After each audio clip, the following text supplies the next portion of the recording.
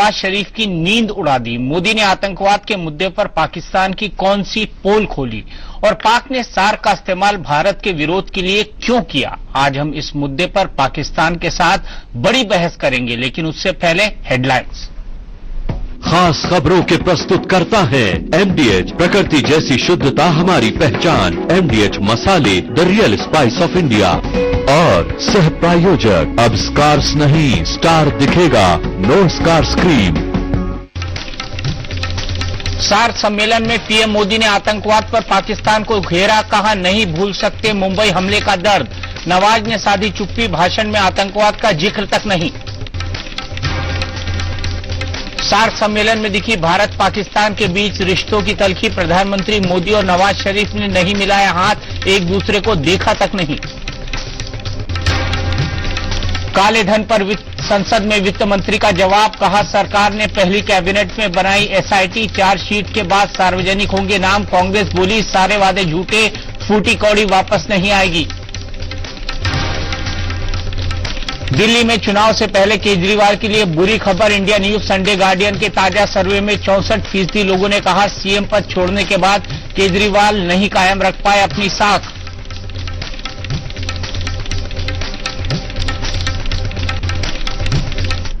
भारत और पाकिस्तान के संबंध 6 महीने के भीतर सबसे खराब मोड़ पर पहुंच चुके हैं।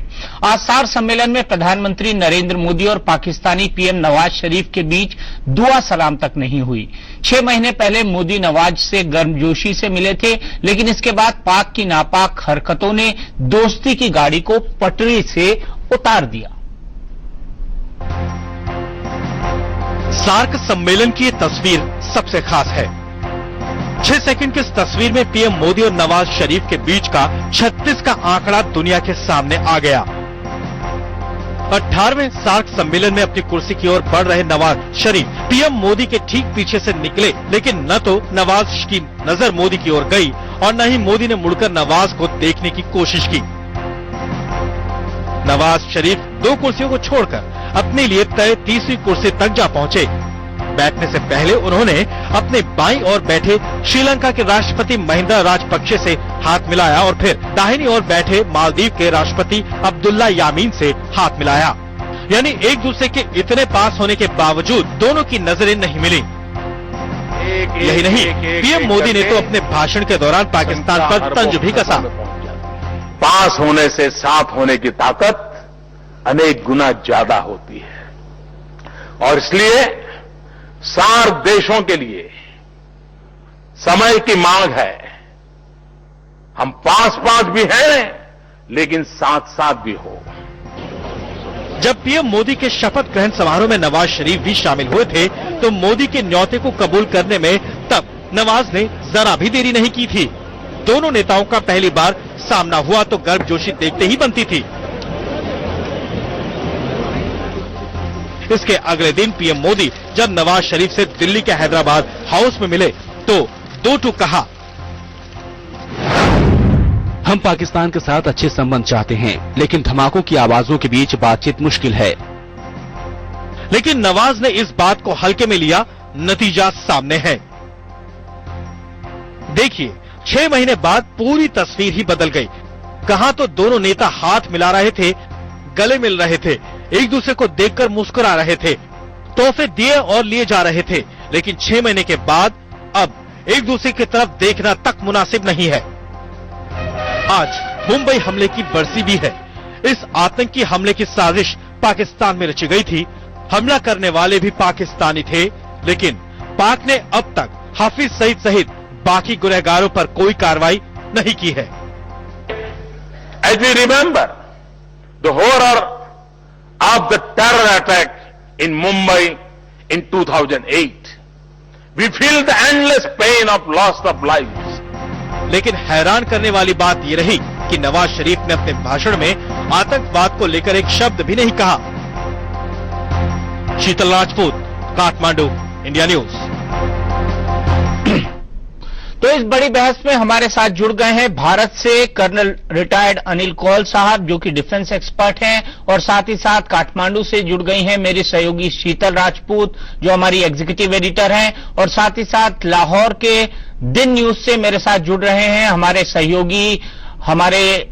सहयोगी चैनल के सहयोगी मैं ये कहूंगा पीजे मीर साहब, और उनके साथ हैं इरशाद मलिक साहब। पीजे मीर साहब, मुझे सुन पा रहे हैं आप? आज से बाहर निकलना चाहते हैं, इंडिया को रियलाइज करना चाहिए। इंडिया चलते हैं और हमारा जो पैनल है वहां लेट्स सी के कौन है वहां। बिल्कुल पीजे मीर साहब, आदाब अर्ज है, बहुत बहुत शुभ रात्रि आपको। हमारे साथ यहाँ दीपक चौरसिया होंगे हिंदुस्तान से।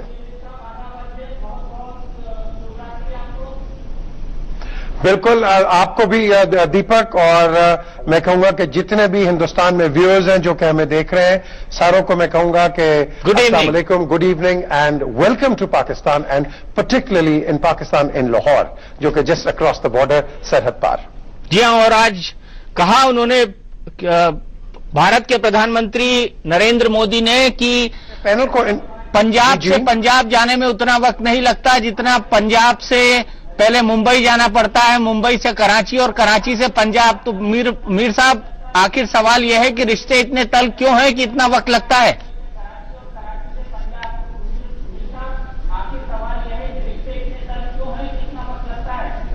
ये बड़ी अच्छी आपने बात की है। पता है ये रिश्ते क्यों तल्ख हैं? अभी मैं अपने पाकिस्तानी व्यूअर्स को बता रहा था कि हिंदुस्तान की तरफ से भी पाकिस्तान के लिए बहुत रिजर्वेशंस हैं और पाकिस्तान की तरफ से भी हिंदुस्तान के लिए बहुत रिजर्वेशंस हैं।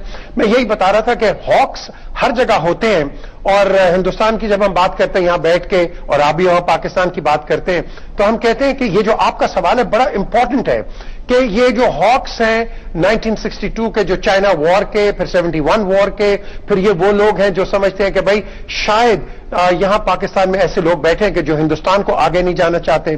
फिर जो दूसरा आपका जो यूबर हॉक है वो बैठा हुआ है, वो कहते हैं जी कि हिंदुस्तान में ऐसे लोग हैं जो कि सेपरेटिस्ट यहां भेजे हुए हैं, फ्रंटियर के अंदर भेजे हुए हैं, सिंध के अंदर भेजे हुए हैं, Balochistan and so and fourth. और फिर ऐसा भी वहां हॉक बैठा हुआ है जो कि आप कह लो कि पाकिस्तान को बिल्कुल डिग्रेड कर रहा है इंटरनेशनली कि ये जी एक फेल स्टेट है। और इसमें पता है एक दो लोगों के नाम आते हैं, यहां भी लोग बिल्कुल नाम आते हैं, गोपाल स्वामी पार्थसारथी हो गए या कमल सिब्बल हो गए, जो कि पाकिस्तान के मुतालिक खिलाफ लिखते रहते हैं। यहां से भी लिखते हैं, ये ना सोचिए कि वहां से लिखते हैं, यहां से भी लिखते हैं। तो ये जो आपका बड़ा इंपॉर्टेंट सवाल है, इसको हम निगेट कैसे करें, इसको एक सेंसिबल डायलॉग में हम कैसे लेके जाएं, इसको हम उस रास्ते पे क्यों ना लेके जाएं।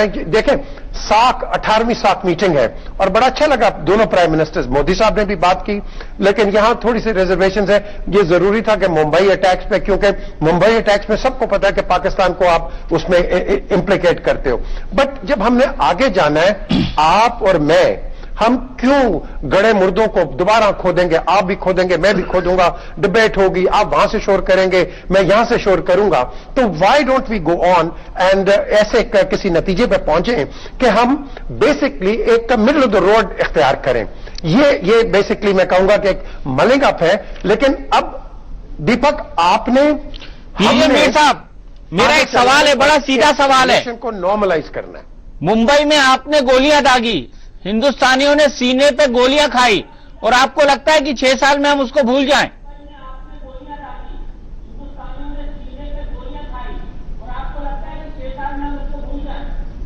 देखें, ये जिसने भी गोलियां खाई हैं और जिसने भी मारा है, ऐसे लोगों को पनिशमेंट देनी चाहिए। और मेरे साथ यहां ब्रिगेडियर घुमन है जो कि इंटेलिजेंस ऑफिशियल हैं, फॉर्मर ISI में इन्होंने काम किया हुआ है as a very senior officer, और ऑफ कोर्स इफ्तिखार अहमद साहब है यहां। जी ब्रिगेडियर साहब, ये क्यों इस तरह की बात आती है? पहले तो ये भाई जो मेरे बात कर रहे हैं, इसमें कोई सदाकत नहीं है। मुझे ये बता दें, दुनिया की कोई इंटेलिजेंस एजेंसी के कराची से रबर बोट्स में इतना बारूद या इतना असला लेकर और एक इंटरनेशनल पोर्ट जो है बम्बई, वहां पहुंचना, वहां से फिर 3-4 जगह पे जाना, सामान उसके, पहले तो रबर बोट्स आप देखें ना उनके क्या क्या उसमें इतना असला, उतना बारूद आ सकता है। ये सारा मैंने पहले भी कहा था एक मिस्ट्री है जो कभी इनसे हल नहीं होगी। ये एक सिर्फ ब्लेम गेम थी जो पाकिस्तान पर डाली गई थी। पाकिस्तान बिल्कुल इसमें इन्वॉल्व नहीं था, और इनके अपने लोगों ने बाद में जिस तरह समझौता एक्सप्रेस हुआ, इनकी पार्लियामेंट अटैक हुआ, इनकी अपनी इन्वेस्टिगेशन एजेंसी के अफसरों ने कहा कि ये पाकिस्तान इन्वॉल्व नहीं था, हमारे अफसर इन्वॉल्व थे। बम्बे में भी पाकिस्तान ने, गवर्नमेंट ने उसको कंडेम किया था और पाकिस्तान इन्वॉल्व नहीं थे। और आप देखें ना, सार्क कॉन्फ्रेंस में जिस तरह इफ्तिखार भाई ने कहा, हमने दहशतगर्दी में 60,000 कुर्बानी दी है, जिसमें 5 से 10,000 फौजी हैं, कीमती हमारे। इसीलिए नवाज शरीफ ने दहशतगर्दी की बात ही नहीं की सार्क में, किसी को नहीं आ रहा, इसीलिए दहशतगर्दी की बात ही नहीं की नवाज शरीफ ने सार्क में। आज नरेंद्र मोदी साहब बैठे हुए हैं।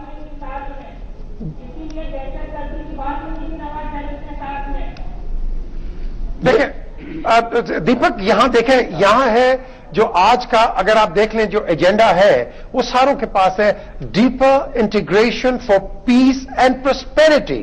हमने पीस तो तभी आएगी ना मीर साहब, पीस तो तभी आएगी। आपको भी पता है, मुझे भी पता है, जैसे हम बार बार कहते हैं कि आपने बड़े इल्जाम। पीस तो तभी आएगी ना जब दहशतगर्दी खत्म होगी। बिल्कुल, जब तक दहशतगर्दी खत्म नहीं होगी, पीस कैसे आएगी? मैं कौल साहब का कमेंट ले लूं।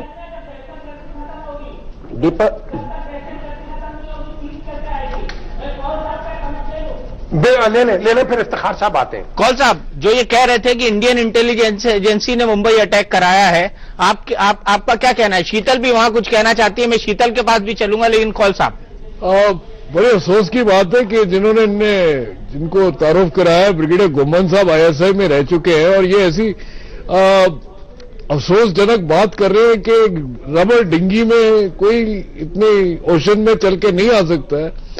सबको पता है कि वो एक डाउ में आए थे, डाउ से उन्होंने कन्वर्ट किया है छोटे शिप में, छोटे शिप से वो डिंगी में आए। सारी तो आपको फाइलें पकड़ा दी गई हैं, आप फिर भी डिनायल मोड में। और जो अजमल कसब था, वो आपके इलाके का रहने वाला था, उसने एडमिट किया है, आपके चैनल्स ने एडमिट किया है, फिर आप ये क्यों डिनायल मोड में हैं? चलिए पीजे मीर साहब की बात लेते हैं कि चलिए पुरानी बातें छोड़ दें, आगे की बात सोचें।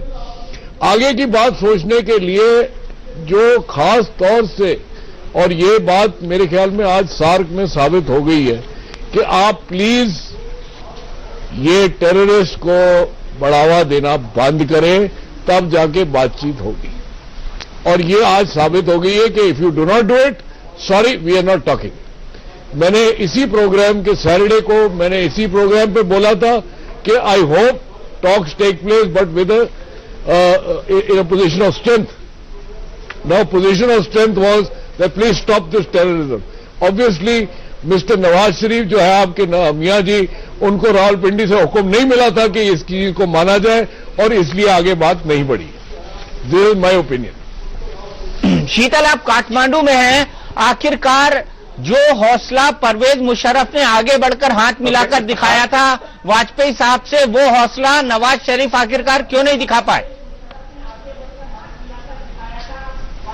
दीपक, क्योंकि नवाज शरीफ जानते हैं कि उन्होंने हाल में क्या किया है। नवाज शरीफ जानते हैं कि पाकिस्तान ने हाल में किस तरह की हरकतें की हैं, सीमा पर किस तरह सीज फायर वायलेशन किया है, किस तरह के बयान नवाज शरीफ ने खुद कुछ रोज पहले बयान दिए हैं कि चाहे कुछ भी हो जाए, हम कश्मीरी सेपरेटिस्ट लीडर से बातचीत करेंगे। फिर वो ओबामा से बात करते हैं और उन्हें कहते हैं कि कश्मीर के मामले में मध्यस्थता कीजिए। तो वो कहीं ना कहीं गिल्टी कॉन्शियस की फीलिंग जिसे कहते हैं ना, वो उन्हें है, क्योंकि उन्हें पता है कि हाल फिलहाल में हमने क्या किया है। मेरा सवाल पीजे मीर साहब से है, मैं उनसे ये सवाल करना चाहूंगी दीपक। वो ये बार बार कह रहे कि हमें आगे बढ़ना चाहिए, पिछले मसाइल भूल के आगे बढ़े, डीपर कोऑर्डिनेशन की बात उन्होंने भी की, नरेंद्र मोदी साहब ने भी आज की। तो मैं ये जानना चाहती हूं कि अगर वाकई ये मंसूबा है, ये मंशा है पाकिस्तान की, तो फिर भारत ने जो प्रपोजल्स रखे हैं सार्क में कि सार्क के देशों में रेल और सड़क को लेकर कोऑर्डिनेशन हो, ज्यादा से ज्यादा पावर को लेकर अग्रीमेंट हो, इसके अलावा एनर्जी को लेकर कोऑपरेशन हो, ये 3 प्रस्ताव जो भारत ने रखे हैं, कोई सार्क का देश, सब लोग इसका समर्थन कर रहे हैं, पाकिस्तान आखिर इसका विरोध क्यों कर रहा है, ये मैं जानना चाहती हूं पीजे मीर साहब से।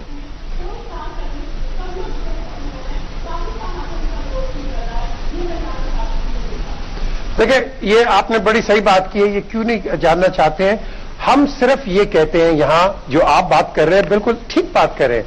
हम कहते हैं कि प्लीज ये जो हमारा ये जो मसला चल रहा है, ये जो इश्यू है कश्मीर का, इसको आप एक्सेप्ट करें and treat it as a dispute which should be resolve, simple as that. देखिए, कई मोडालिटीज आएंगी। Green means of simple as that. आप अलग आप उन मसलों पर आपको क्या दिक्कत है? Please, in the same vein, resolve Pak-occupied Kashmir. Get out of there and resolve the whole Kashmir issue. Why are you only concentrating on सिर्फ जो कश्मीर आप कहते हो इंडियन एडमिनिस्ट्रेटेड कश्मीर, जो कश्मीर एक्सीड हो रखा है इंडिया को, आप तो इलीगल ऑक्यूपाइड हो पाक ऑक्यूपाइड कश्मीर के, वहां से बाहर निकलिए, बातचीत पूरे कश्मीर का मसला हल करिए। किसने रोका आप? वहां से बाहर निकलिए पहले।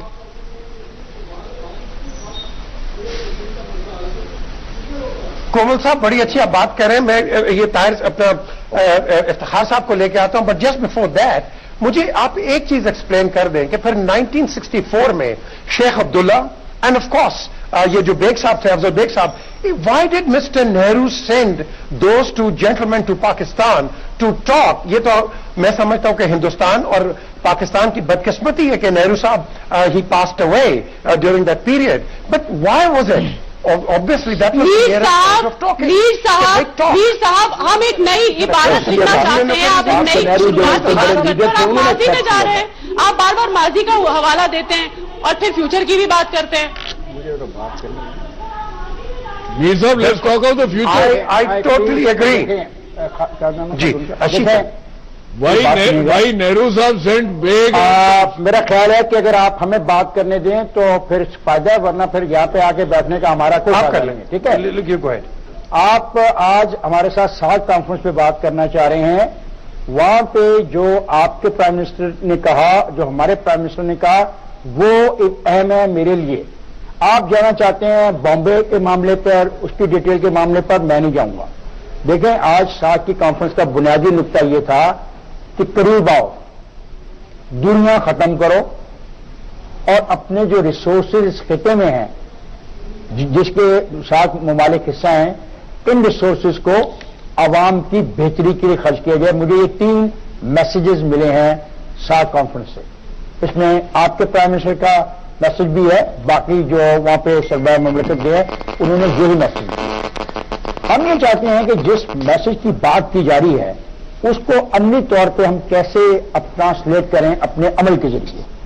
खुद आप देखें कि हिंदुस्तान का कहना है कि उसको बहुत सी चीजें इतनी दूर से दुबई भेजनी पड़ती हैं और फिर दुबई से वो पाकिस्तान में आती हैं, जबकि एक शॉर्टेस्ट वे है और जो बॉर्डर क्रॉसिंग का है।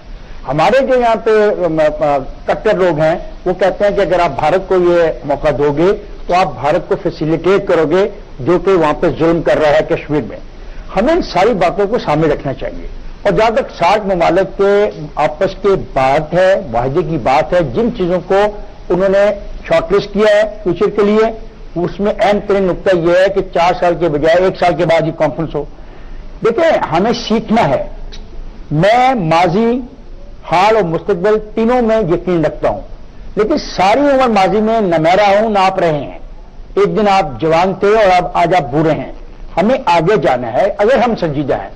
अगर हमने एक दूसरे पर इल्जाम तराशी करनी है तो बहुत लंबी बातें मैं कर सकता हूं, लेकिन चूंकि मैं आज सार्क कॉन्फ्रेंस के हवाले से आपसे बात कर रहा हूं, मेरी गुजारिश यह है कि सार्क का जो मैसेज है उसको लेकर आप भी आगे जाए। जितना रोल पाकिस्तान का पाकिस्तान किरदार अदा करे, जो बांग्लादेश का रोल है बांग्लादेश किरदार अदा करे, जो श्रीलंका का वो श्रीलंका अदा करे और जो अफगानिस्तान का है वो अफगानिस्तान अदा करे, तो फिर हम पॉजिटिव बात कर सकते हैं।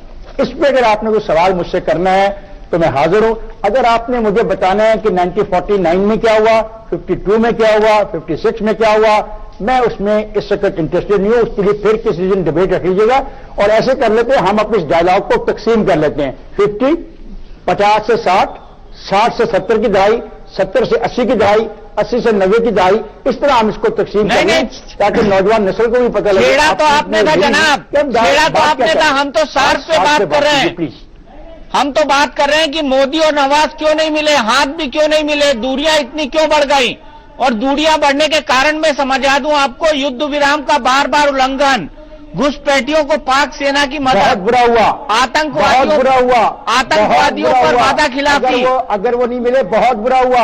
हाफिज अगर सईद वो को नहीं मिले तो बहुत बुरा हुआ। मैं अगर कारण वो नहीं गिना मिले रहा हूं तो जनाब बहुत बुरा आपको। हुआ। अच्छा नहीं हुआ। अगर मैं वो नहीं कारण मिले गिना तो रहा हूं अच्छा नहीं हुआ, आपको। बुरा हुआ, बुरा हुआ।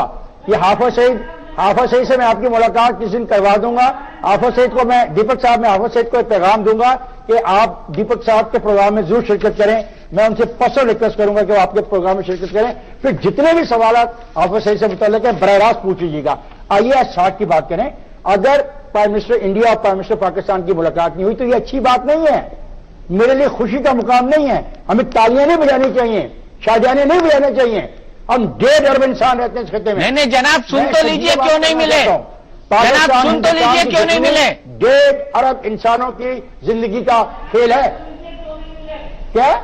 जनाब सुन तो लीजिए क्यों नहीं मिले। आप बताइए, चले आप बताइए क्यों नहीं मिले। आपको तो वहां से पूरी इत्तला आ गई, बताइए क्यों नहीं मिले। पहली बात, युद्ध विराम का बार बार उल्लंघन किया, सीज फायर का बार बार उल्लंघन किया पाकिस्तान ने। ये आपने एक्चुअली घुसपैठियों को पाक सेना की बार बार मदद मिली, आतंकवाद पर वादा खिलाफी हुई, हाफिज सईद को खुली छीट दी गई, दाऊद इब्राहिम को पाक की शरण मिली, अलगाववादियों से बार बार बातचीत हुई। ये 6 कारण थे जिसके कारण ये मुलाकात नहीं हो पाई। आप मानते हैं कि पाकिस्तान की तरफ से गलती हुई। वाली जो स्टोरी रोज सुनाते हो उसको बंद कर दो। ये माल रोज का बिकने का नहीं है। कभी कभार दाऊद इब्राहिम बेच दिया करो, रोज ना बेचा करो। हमारा व्यूअर पसंद नहीं करता एक बात को रोज दो सुनना। दीपक जनाब ये हकीकत है, बेच रहा हूँ। थे मारते, मैं सियालकोट मेरा इलाका है, ये क्या आपको नजर नहीं आता? फिर आप दोषी, आप इतना बड़ा मुल्क है और आप कहते हैं जी कि हाथ नहीं मिलाया। क्या ये मोदी साहब को पहल नहीं करनी चाहिए थी? एक बड़ा मुल्क है, परवेज मुशर्रफ ने पहल की थी ना। और उसके बाद क्या दोष किया? फिर ताजमहल गया, वहां क्या हुआ? तो हम तो आपके साथ हमेशा दोषी चाहते हैं। हमारे प्राइम मिनिस्टर जब ये नवाज शरीफ आए तो नवाज शरीफ साहब को न्योता देके नवाज शरीफ को भारत के प्रधानमंत्री को बुलाया नहीं था कि ये दुनिया खत्म करके हम आपकी, लेकिन उसका जवाब आपकी तरफ से पॉजिटिव नहीं आया। ऐसा है, गुमान साहब के मई में जब नवाज शरीफ आए थे तो मोदी साहब नए नए प्राइम मिनिस्टर बने थे। He was testing the waters. आज 6 महीने बाद वर्ल्ड ओपिनियन की वजह से और जो इंडिया की स्टेटस आज हो गई है उसकी वजह से घबराहट है। और इसकी वजह से वो कभी ओबामा को बोलते हैं, कभी चीन को बोलते हैं, कभी चीन के सैनिक रजौरी के बाहर नजर आते हैं। अब वो कह रहे हैं चीन को सार्क में घुसा दो। ये कोई फायदा नहीं है। Let them talk on the meet में फिनिश। उनने रिक्वेस्ट करी है कि आपके रिक्वेस्ट किए, आपको मुशावरत करनी है। आप मेरे को खत्म करने दीजिए, उसके बाद जो मर्जी बोलना बोल दीजिए। मुशावरत करने के लिए तैयार है, provided you stop the aiding the terrorism. इसमें कौन सी, and we are willing to fight this terrorism along with you, but you are not willing to listen. That is a simple, इतनी सी छोटी सी बात है और आप सुनने को तैयार नहीं, क्योंकि वजह उसकी यह है कि रावलपिंडी नहीं मानता है इस्लामाबाद की बात। और ये गुम्मन साहब भी उसी में इन्वॉल्व है जितने की और कोई है। सो इनकी आवाज से मैं कोई घबराहट नहीं है। जवाब देने देंगे, बोलिए बोलिए। अब मैंने कहा था मुझे खत्म करनी है, बोलते जाओगे। जवाब देने दीजिए। सबसे पहले मैं आपसे 3 दफा मिल चुका हूं, 3 दफा आपसे मेरी बात हुई है। बराए मेहरबानी पाकिस्तान के अंदरूनी मामलात में बोलना छोड़ दीजिए। आप हिंदुस्तान के मामलात में छोड़ना बंद कर दीजिए। आप हमारे कश्मीर के बारे में बोलना बंद कर दीजिए। आईनी और कानूनी मसलन किस मामले में?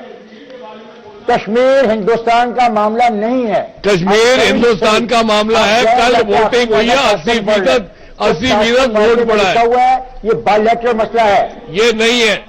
नहीं जब तक पीओके खाली नहीं करेंगे तो। अच्छा, ये बहस हम शनिवार के लिए रखते हैं। शनिवार को नहीं करनी, अगर बात सुननी नहीं।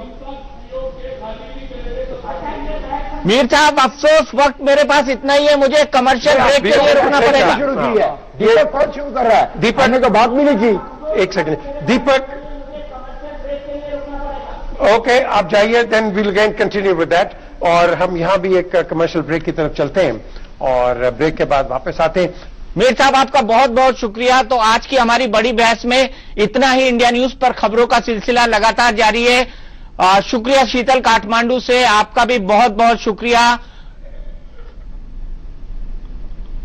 तो इंडिया न्यूज पर खबरों का सिलसिला लगातार जारी है। आगे देखिए सलाखें। मोदी के चलते क्यों उड़ी है